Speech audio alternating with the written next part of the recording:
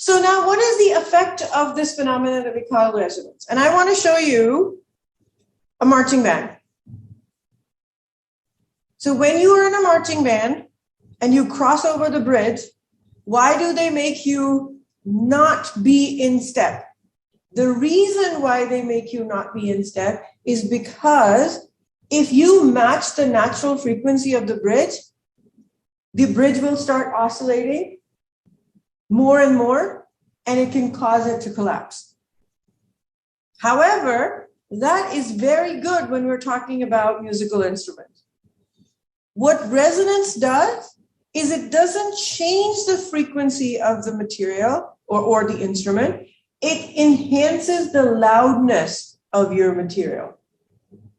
All musical instruments use resonance to increase the volume of whatever is being played.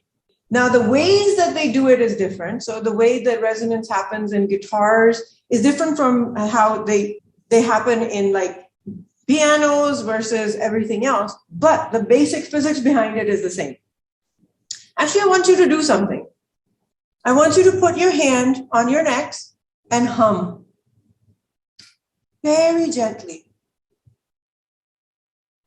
And I want you to increase your humming.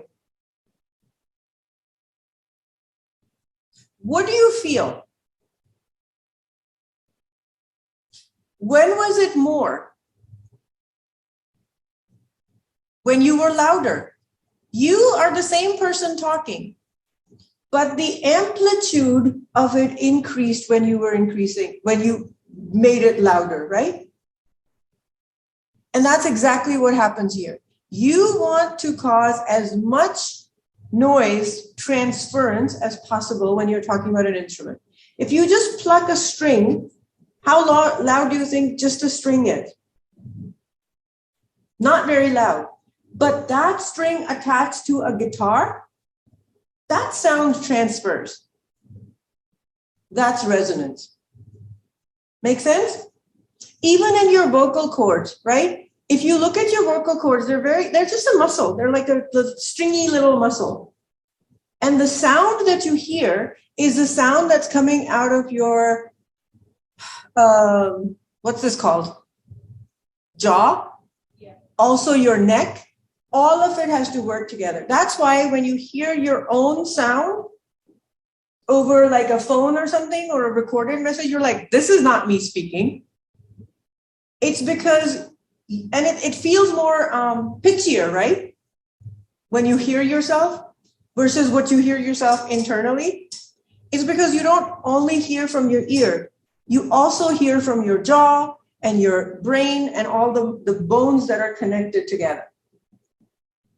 And the same way your sound that you make is not being made by your vocal cords. It's being made by your neck, your jaw, all of those things combined together to make sound that is vibrating more so that it's louder. And the same thing, like when you want your sound to be transmitted further, how do you do it? You put more effort into it. And what's that effort called in physics?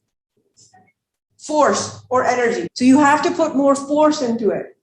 Right? Okay, very good.